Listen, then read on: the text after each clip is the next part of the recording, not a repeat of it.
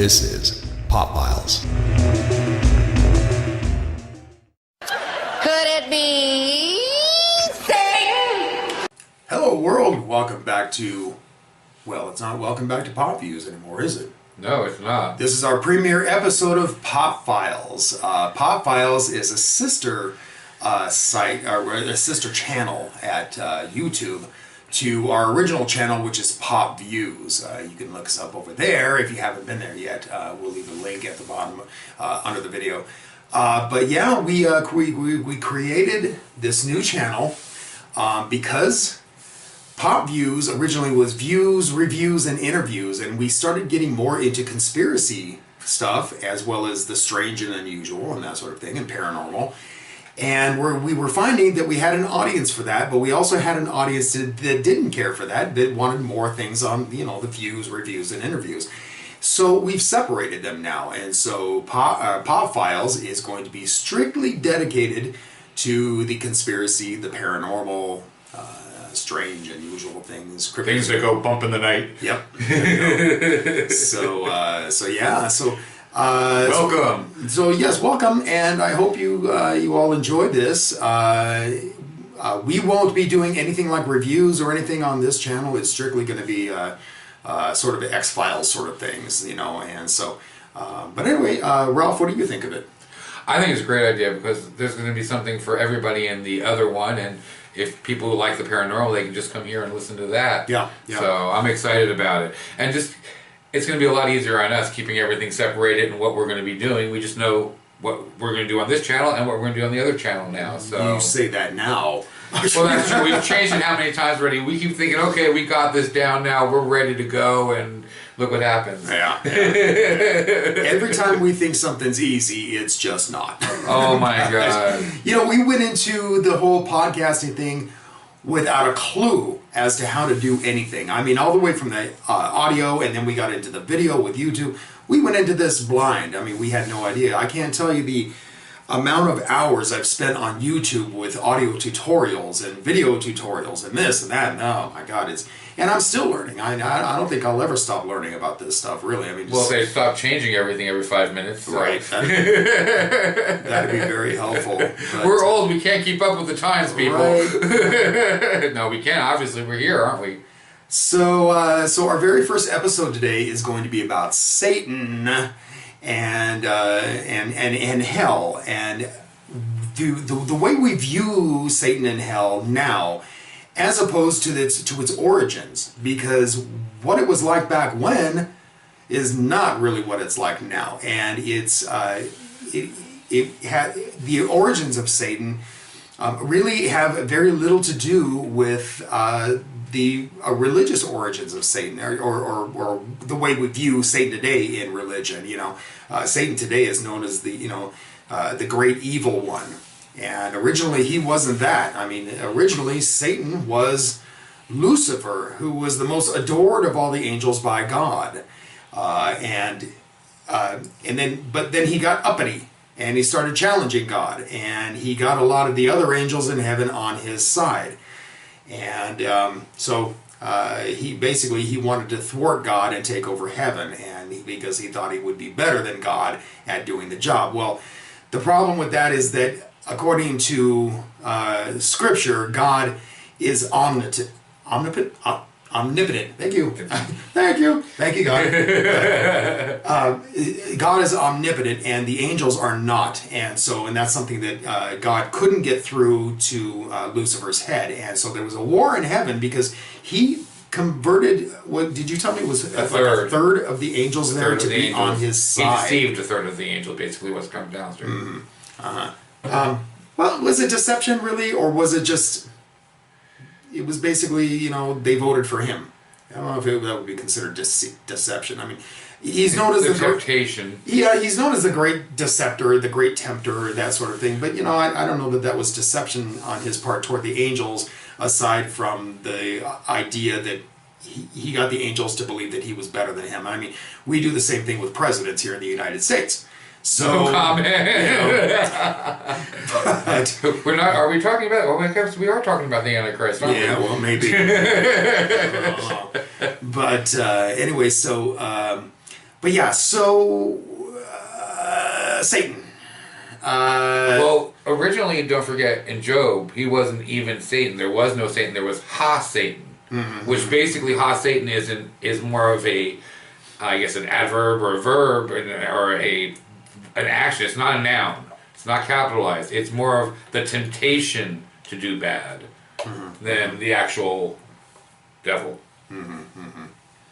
Yeah, and speaking of the story of Job, so here he is, and he's telling God that Job was one of God's favorites, and he blessed him with all kinds of luxuries in life, and he had a beautiful home, beautiful family, a wonderful career, this and that, and he was very prosperous. And so Satan says, Job loved God, and so Satan says, well, what if you took all that away from him? Do you think that he would still love you the way he does? And God basically says, yep. And so he did, and he took everything away. And the devil didn't win because Job still worshiped God, regardless. So, yeah. So what do you have, Ralph? I mean, I know you've been looking into this quite a bit. Well, so I've been looking into it because, as many of you know, I'm not a very religious person. God to me is not, there's no such thing as God. It's a blanketed statement. A blanketed statement. I think that more of, if there is a God or creator, it's not God, it's not Buddha, it's not Jesus. It's kind of like all of them mixed together or something, a higher being, but it wouldn't be God per se. Okay. So there's no devil per se. I do believe there is good spirits and evil spirits and that type of thing. Excuse me. But I mean, you want to start with things like when the devil first started, he was more of a very dashing looking man. He was just a tempter. He wasn't the horned red devil that we saw. That came about later on with Dante's Inferno and Faust and things like that. Well, the reason that the devil looks the way he does now, is because of the Spanish Inquisition, because they were trying so hard to take over the pagan religions and convert everybody, that what they did is they took the pagan gods at that time and demonized them. They either demonized them or they canonized them. And so in the case with Pan, since he was so widely worshipped, they demonized him and made him the great adversary. And Pan was a horned god. He had horns, he had cloven feet, he looked like a goat. So that's where the modern image of Satan comes from. But yeah, you're right. Originally, he didn't look anything like that. He was very, very angelic looking, very beautiful. Well, in the 18th century, he was more like an Apollo, a god. He was all in armor and long hair and very good looking. He was an archangel, like Michael. And right. So, exactly. So he was more like a heroic rebel against that things instead of kind of like people standing up for their rights. Satanism is that way. It's not Satanism necessarily. Not all Satanists worship the deity Satan. A lot of them, it's the concept of being against stuff. Right, and I know that there are a lot of people out there that swear up and down there has to be a devil because there's so much evil in the world, or there has to be a devil because evil things have happened to me. I'm on that side of it. I don't believe in God necessarily, but I believe in God and I believe in the devil as concepts, and we attribute these concepts to our lives. So I don't believe that they're actual beings necessarily, you know what I mean? But yeah, so... I like I said, I believe in the evil spirits and the good spirits, but I don't know if maybe, is there necessarily a king of the evil spirits or evil beings? I don't know. Well, and every religion, it seems, has some concept of demonic entities. And, even Buddhism does, which really surprises me, actually. But yeah, it seems that all religions have some form of demonic entities. But I can't think of anyone, aside from Christianity and perhaps Islam, that speaks of a main demonic entity like Satan. And the interesting thing about, I think the interesting thing about Satan is that he doesn't even really show up in the Bible until around the time that he starts tempting Jesus. You know, I mean, and he shows up without any explanation as to who he is or anything like that. It just shows up and suddenly he's the great tempter. And, you know, I mean, and the great deceiver and that sort of thing. Now, I was raised Catholic, and being raised Catholic, we were made to study things like the war in heaven and that kind of thing. And so it's because of things like that, because of those dogmatic beliefs that have been written into, aside from the Bible and that sort of thing, that's the reason we have these modern concepts of the devil and hell. Hell, for example, our image of hell was basically created by Dante. What was his last name? Dante Alighieri. Alighieri, that sounds yeah, right. I think that's what it was. And with his poem, he wrote an epic poem called the Divine Comedy, and that was made up of 3 parts. And one of the parts was Dante's Inferno, and the Inferno was deeply described, you know, in much detail as to what it was like. You know, then there's something like 9 levels of hell, and each level has certain other factions of it, and it really depended on how bad you were as to where you got to. But then Dante also wrote about purgatory, and purgatory is separate from hell. You know, it's a place where people go and await judgment, basically. And so with that in mind, there is another concept of the afterlife called Shell. It's S-H-E-O-L, I think that's the way it's spelled. And it's a Judaic concept. And basically what it means is basically where people go when they die. You know, and so again, it's kind of a holding take for the dead and until Judgment Day. In Judaism, they don't necessarily believe in an everlasting hell. They don't believe in eternal punishment as the Christians do. You know? And I think the Christians really attributed that to their religion. And the reason I think that is the case is because their main plan was control of the masses. And what better way to do that than with fear? Well, yeah. I mean, if you're afraid that you're going to go burn in hell for eternity, that might make you be a little better. Yeah, absolutely, you know? Absolutely. And going back to Dante's Inferno too, yeah, you're right. It was 9 layers, and the 9th level down had 4 circles in it, and the devil was embedded in one in the far right, I believe. I'm going to remember exactly which one it was, but one of the worst circles. And he was half buried in the ice. The amount you were buried in the ice was considered how bad of a person you were. So the 9th level, the more buried you were, was like really, really bad, because I mean that's the bottom of the barrel at that point. But what surprised me is I had not ever researched this, and I've never read Dante's Inferno. So I had no idea that it was all about ice and cold down there, and you know, his wings would flap and make it even colder and stuff. I had no idea about that. And him eating the 3 people and all that stuff. I had to read Dante's Inferno when I was in college. It was like a requirement for one of the other classes, one of the literature classes that I was taking. And but again, doing some research on this, I had completely forgotten it because it's so long and dry. I mean, it's, you know, well, I didn't read the whole thing and stuff. I skimmed different facts about it and stuff because I was just more interested in about it and stuff. And that was very fascinating to me. I had no idea. No idea at all. Here I'm thinking, you know, a single horned devil in Dante's Inferno, and now it's a 3-faced people eating that he eternally chomps on Judas. And there you go. That's exactly my point.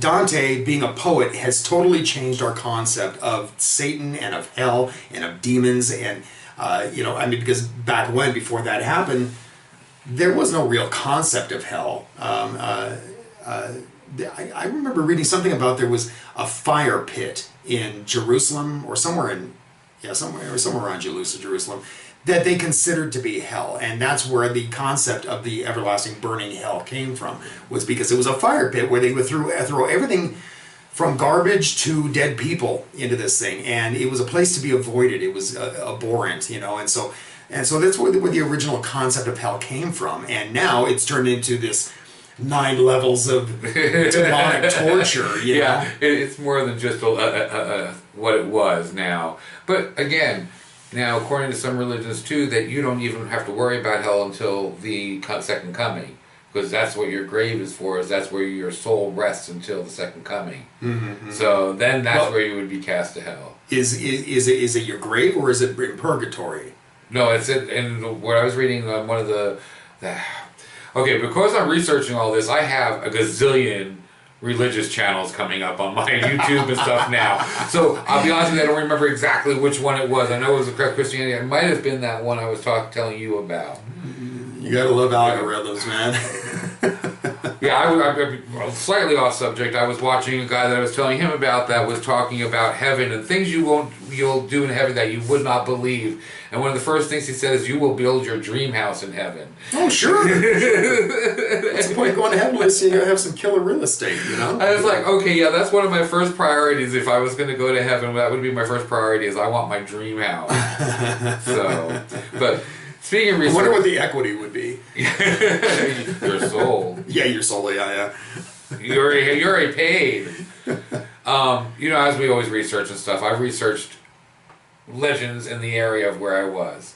And since I'm in Vegas now, I actually didn't find anything in Vegas, but in Manchester, Maine, there's this big giant rock. It's, not giant, but I mean, we couldn't lift it up without a crane. Okay.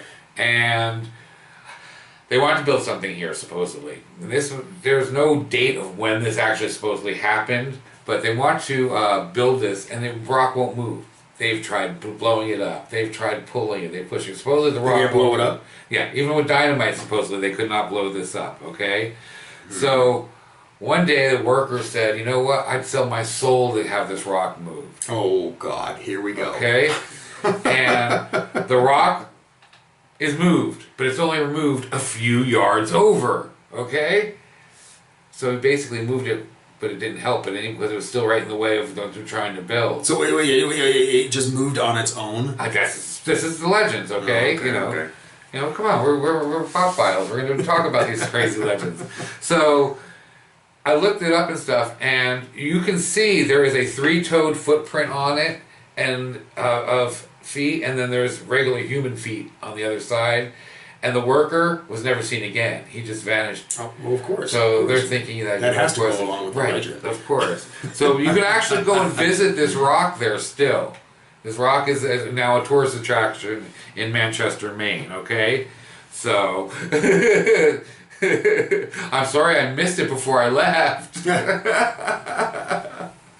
So. And there are a lot of legends out there about the devil and that kind of thing, and there's a plethora of legends concerning that. But all it does is further propagate the idea that the devil actually does exist. When in all reality, I'm kind of betting that even the early Christians didn't necessarily believe in the devil as being an entity of in and of himself. Right. They did believe in God. And of course, they believed in Jesus, and they believed that those were real entities. But, I think the devil didn't come along and start tempting Jesus. I mean, that whole story didn't come along until long after Jesus was dead, I think. And the church started writing in dogma about the devil and that sort of thing. And again, I think it was because of mass control. I mean, they needed an adversary to combat God. And I do know that in Judaism, they kind of find it abhorrent that God would have an adversary, being that he's what's the word? Omniscient, omniscient, omnipotent, and so he wouldn't necessarily have somebody who could challenge him necessarily, and certainly not somebody as great as him on the opposite side, But I think Christianity took the idea of polarism or polarity. And took that idea that's ancient, it comes back from, even as far as back as, the origins of Taoism with the yin and the yang. And there is a piece, like with the yin and yang, for example, there's a piece of each in each section, so you have the good, but you have a little bad in it, you have a little evil in it, and vice versa, and that's true balance, So if that's the case, then how is it that, if you're going along those lines, how is it that God can be completely good. If you're going to have balance, you can't have that, you know? And therefore, how is it that the devil can be completely bad? And is the devil really evil?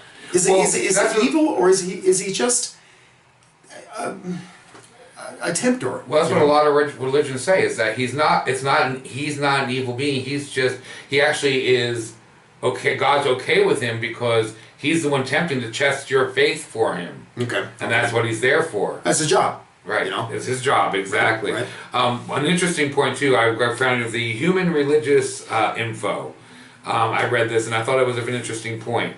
So, the Garden of Eden, you're not allowed to have anything evil or sinful in it, right? Okay. So how's the snake in it to begin with? Because he's not. If he's not supposed to be sinful and evil, then how's the snake in there to be sinful and evil? I've also heard other theories about that the snake didn't actually represent Lucifer. That he just represented temptation. He wasn't necessarily Satan. It was just God's way of tempting Adam and Eve to see what they would do. You know, testing their faith, kind of thing. So it was actually God that was doing it, and not Satan. But then again, there we go. Like I said, sometimes Satan is there working with God, so same thing, same idea. Yeah. So I mean, really, they're two parts of a whole. I think. I mean, again, much like the yin and yang symbol. Right. Right. So, but. Yeah. Anyway, so I don't know. So yeah, again, this is our first episode on Pop Files, and I told Ralph we were talking about different topics we wanted to bring up, and we're kind of creating a calendar, and it just suddenly occurred to me: you do realize that our first episode is going to be about Satan, and people are going to think this is a religious thing. It's not. It's not. We're going to be talking about anything that we find strange, unusual, paranormal. So yeah, Satan is in that category. So we are not a religious show, people. Please don't get us wrong. Check out our Throwback Thursday show that's already been posted this month. Actually, it's not going to go until Thursday. Oh, it's going to go. Okay, Thursday. Check out our Throwback Thursday. I thought you posted it already. I did, but I'm going to make it private until Thursday. Oh, okay. Well, anyhow, you'll get the idea more. But we're going to do more stuff like this. I wanted to talk about this one because I thought this was kind of cool. In Devon, England, in 1855, they found the devil's footprints. Oh, here we go. More footprints. More footprints. But this is different because they found over 160 kilometers, which is 90 miles of foot trails. Up over haystacks, over roofs, over 14-foot walls they found these. 90 miles of footprints. What? Now some say 40, but it's anywhere from 40 to 100 miles as the legend goes. And they're like cloven hoofprints? Cloven hoofprints that are kind of like a donkey's, but not quite. Now, are these embedded in rock or what? They were embedded in whatever was there. So snow. Well, animals migrate. Couldn't it just be that? Well, it was one. Sorry to play the quote devil's advocate here, but good one. No, it was one set of trails, but this, and they showed up like two smaller sets of them showed up in like the next 2 days and stuff. But it's not the first time it happened either, because it happened also in July 19th of 1205. It happened, and it was reported by Ralph of Coggeshall, which he was a monk back then, and who later became a sixth abbot, which is very high up. Okay. And it happened in Glockershev, Denmark, was where these happened. Okay, it was after a violent storm, so all in the mud it was in this one. Okay. Okay, but it also happened in same place in Devon in 2009. The same thing happened. They got hoofprints again, and then in 2013 on the trails in Scotland, they had the same markings again show up for miles on the trails. Goats. So goats, man. Yeah, goats. Exactly. I just think it's interesting that that this same phenomenon keeps happening everywhere. Yeah, hey, we can do this now and people will see it. I was always doing this and going, I'm doing quotation marks. We are still doing the audio podcast, so they can't see. Okay, well they can't see, but they don't know I'm talking about half the time anyway, because I don't either. Yeah.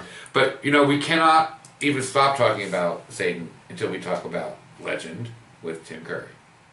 Yeah, but again, that's one of the things. I think that's one of the. He made an excellent devil. He really did. I thought the makeup was great. He was great in it. But again, comes back to, you know, propagating the idea that the devil actually exists, I think, you know, or it embeds it in our consciousness, you know what I mean? Well, yeah, and we were talking about, before we even got here, the devil's always blamed for everything.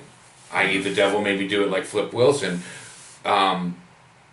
We have always done that from the beginning of time. It was always the devil's fault when something went bad. He was a scapegoat, literally a scapegoat. Yeah, well, sure, absolutely. That was the idea of, I think, a part of it too. Yeah. But yeah, I did dig him in that role though. He was awesome in that role. I mean, him and there's been a lot of good devil movies. I know this isn't pop views, so, but still, there's in books too. How many devils have been in books that have been great? You know, even The Omen, Rosemary's Baby, Sentinel, all those type of books. Yeah. It's not just the Bible the devil's in. It's used for evil in just about every aspect. Well, you brought up The Omen, and I would like to do a show sometime strictly about the Antichrist. We could get into the Antichrist here, but there's a lot to the concept of the Antichrist. And so, more than in Satan, I find. Yeah. And so, but I would like to do a show on that sometime. Maybe we'll do it, you know, maybe a couple of months down the line. And but anyway, there's really nothing else we're going to go over. Let's go ahead and wrap it up for the day. What do you think? Well, I hope you guys enjoyed our first show. At least on this channel, not our first show, period. Yeah. I can't believe we're actually like done this many shows already, but yeah. Oh my God. First one on this channel. And like I said, look forward to we'll be posting our older stuff on this channel too. Yeah, the older stuff from Pop Views that's related to this channel. Right, that's related to conspiracy, conspiracy, that kind of thing. But next, what would it be? Next Tuesday, we are doing an episode on the Bible Code. And so kind of keeping it, again, we're not religious. We're not a religious team here. But, you know, it kind of falls in line with this. But yeah, so, and Ralph and I were just talking about the Bible Code, and I'm not sure what I think about it just yet, but we're going to do a lot of research between now and then, and it should be a good show. So definitely come back for us. And again, go over to Pop Views, and again, I'll leave the link down on the bottom, and so you can check that out too. If you've never been there before, definitely check it out.